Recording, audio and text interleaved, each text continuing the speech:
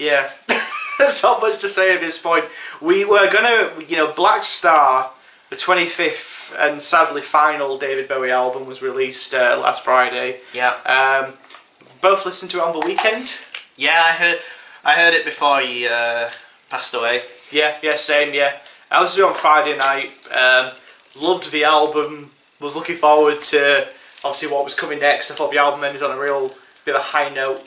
We were about to, say, okay, next Saturday we'll review it just as part of our normal kind of set of reviews going on amongst our films, our lists and that kind of stuff. Well, ironically, this is weird. We were going to review it on Monday, but then we went to see Bridge of Spies instead. So I'm glad about that. I wouldn't have wanted to review it on the day he died. Yeah. That would have been pretty bad. But unfortunately, in between the release of the album and us reviewing the album, David Bowie, the legend, has passed away. It's true. Died at 69 after 18 months of battling with cancer. Yeah. He leaves behind a phenomenal legacy of music and art and film, and just one of the greatest artists of all time, basically. And I'm getting a little bit choked up just talking about He was this stuff. ahead of the game in every single way. Yeah, always stayed relevant. Always eager to explore the next exciting thing. Yeah. A larger-than-life character who has left his mark on millions and millions of people. Yeah. And leaves behind an amazing legacy.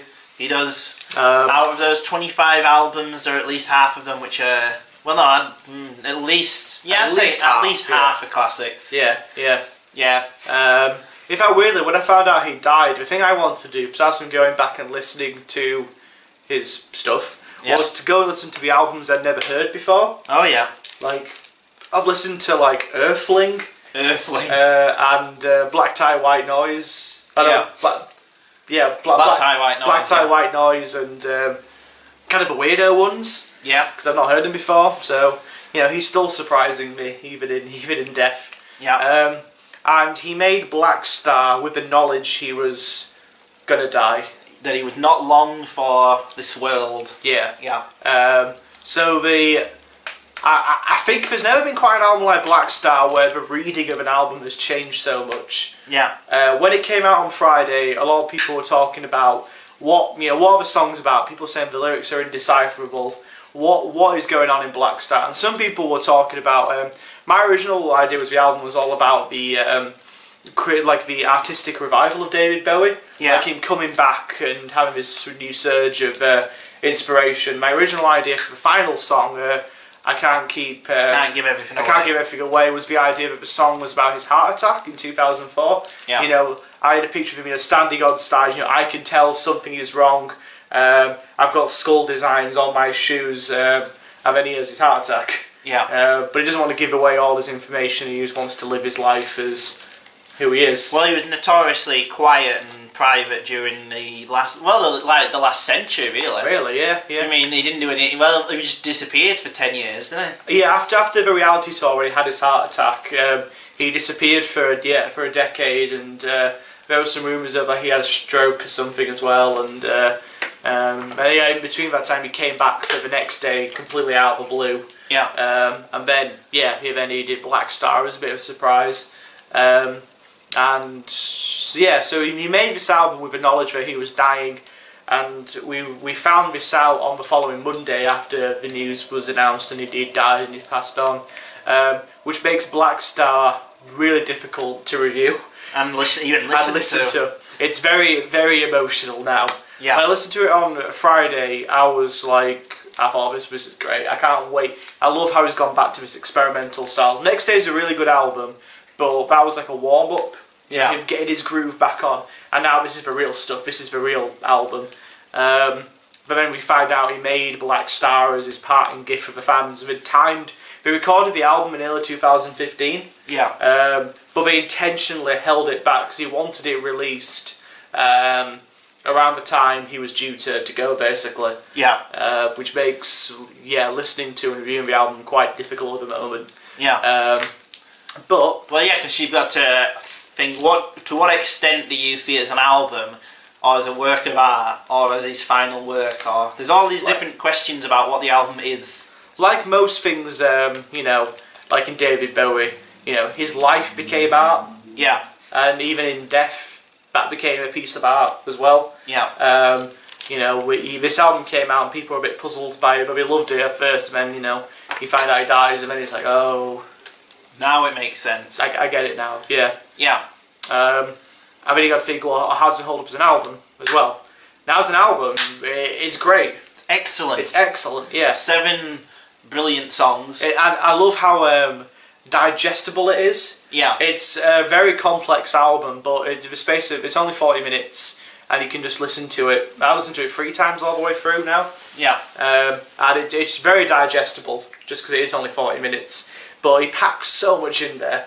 So just as an album, if he hadn't have died, I just think, well, what would I think of the album? And I think I'd still probably love the album. Well, you texted me on the Friday, so this would have been Friday, January the 5th. I think so. Yeah. Yeah. So January the 5th, or around that time, saying it's a great album and saying how good it was. So that's obviously proof that it's not just the fact he's died now, giving it a air of what's it, hagiography or yeah. It's just a brilliant album by itself. But now obviously with the knowledge we've now learned. Yeah. The album has a whole nother layer to it. More resonance. Raw resonance, yeah. Yeah. And it's almost like it almost feels like therapy listening to it. Yeah. It's like coming to terms with the fact that he's dead and accepting it, and you know, if anything, you know, don't be sad, because you know we should just be celebrating what an amazing life he led, basically. Yeah. And yeah, the album goes through, I think, listening to its structure and the way it's sequenced in the lyrics, you listen to the way it's spaced out. It's clear this is an album. Oh, well, maybe not clear, but I think the album is about David Bowie going through all the emotions, knowing that he was gonna die, basically. Yeah. Knowing, you know, going through the shock and being scared, to eventual acceptance of, you know, the inevitable. Yeah. I think that's what, if you listen to the structure, that's kind of what it's about. Yeah. And it returns to like the earliest sort of instrument he learned, the saxophone. The saxophone, yeah. Which is a prominent part of this, and jazz in general. Yes, yeah. Is a huge part of this album. And you know, it was recorded pretty much up the road from his house in Soho in New York with a local New York band, and they managed to make this incredible sound. Yeah. It's unlike any other David Bowie album.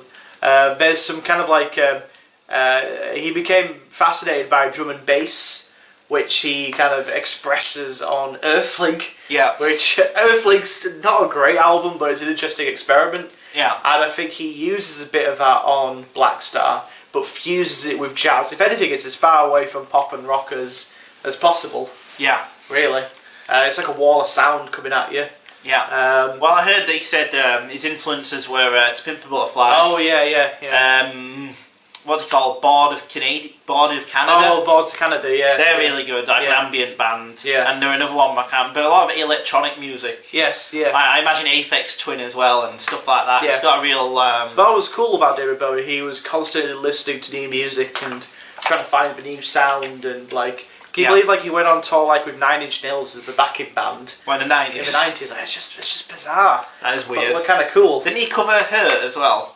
9 Inch Nails? Yeah. I'm sure he covered one of their songs. Oh, you mean David Bowie? Yeah. Oh, right. I don't know. But Hurt's a cover anyway.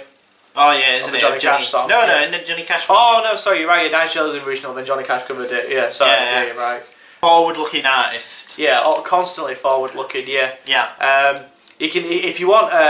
I think the best modern Bowie, probably outside of Blackstar, is probably Outside. Outside. Oh, with the reunion of Eno. Yeah, reunion with Eno, and he goes for like an industrial metal rock sound. Cool. With some dubstep in there, and like drum and bass. You ignore the batshit crazy story, because it makes no sense, and listen to the songs. Yeah. And they are like some of the best David Bowie songs in like decades. Awesome. So yeah, listen to Outside. Outside's great. Yeah. But yeah, so Blackstar. So we might as well do it as a normal album now, from like song to song. So Blackstar the song. Wow. 10-minute. So this is like a quarter of the album. Yeah. A massive, sprawling epic. Was this his longest song since Station to Station? I think so. It reminded me of Station to Station quite a lot. It's very polyrhythmic and changes from one thing to another constantly throughout in the same way Station to Station did. The key change in the middle's awesome. Yeah. It opens and it's got these weird electronic beats of these weird synthesized and saxophone sounds, and he's singing about in the village of Armand there's a candle, and it's just very atmospheric, and he's going at the centre of it all, and you're like, well, what's all this about? But it's very atmospheric and very dark and very, very cool. Brooding, yeah. And then halfway through it changes key to something a lot brighter and a little bit more uplifting. Yeah. It's like, something happened the day I died. Yeah. And it's like, oh, now the lyrics oh god. Now they make sense. Now it makes sense. Something happened the day I died.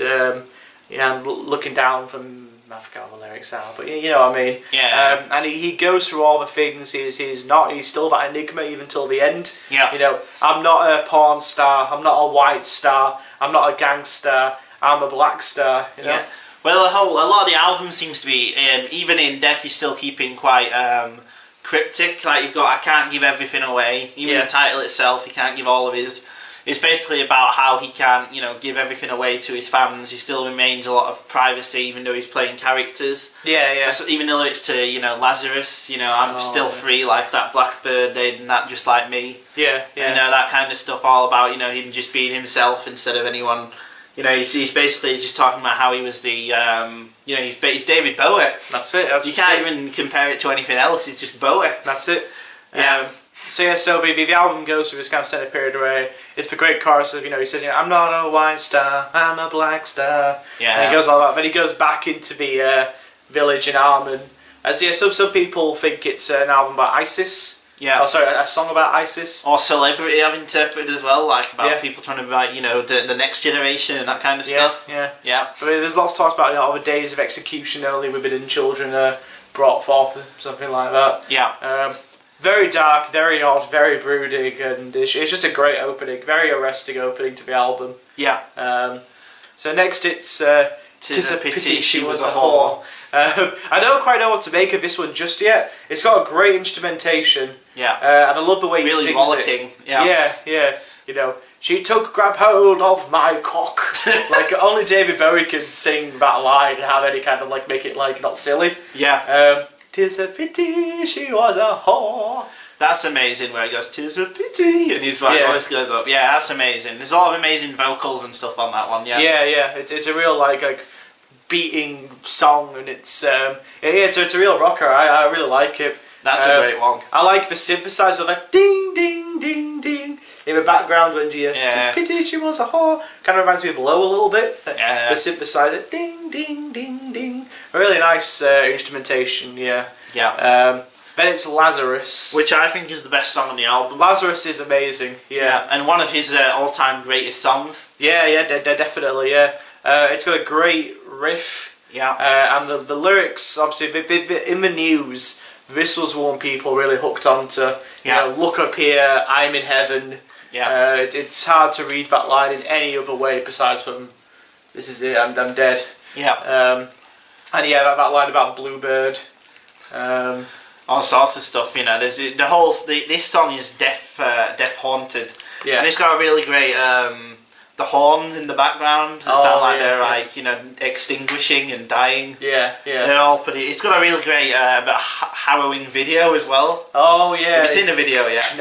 No, I've not picked. I've not even had the strength to do that yet. Yeah, it's very bleak. Where he's like, He walks into a cupboard at the end. Yes, yeah. It's very This one is the most obvious, the one that feels most self-referential towards what happened to him.